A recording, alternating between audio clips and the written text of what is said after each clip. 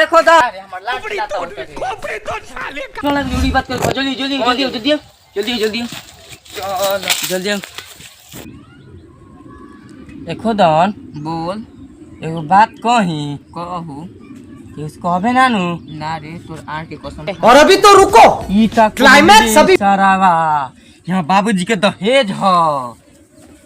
साला ई कोतरन है कि चले का घूमे में लकड़ी भौजी की है ना रे हम ना जाए का है बड़ा खिलाड़ी है उ के लकड़ी भौजी लगिहन चापे तो लागम कापे जा तो का कइले मन तो खुदे खरुआई बा हमार चल ना चले का उने की हां हां तो इंटर ना रही हां चल तो का कइयो चले के न मकैया पर हां चल तब चल जा चल चल लाल हम लोग के सब बात सुन लेनी अब गांव में हाला करो ए बाबू सुन सुन आई एक के को लइका रे सुन ना रे सुन हाला करो नहीं सुन एक बात के से कहल ना जाला हम तो अरे सुन देख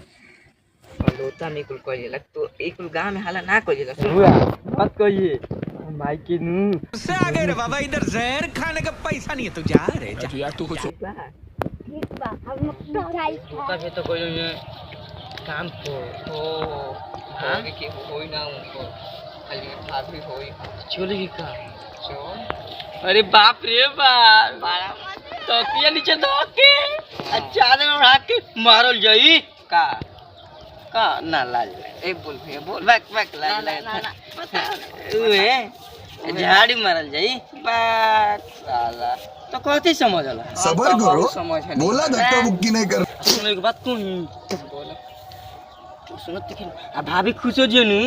तो टाफी दिए लॉलीपॉप खाई जा चला चला चला चला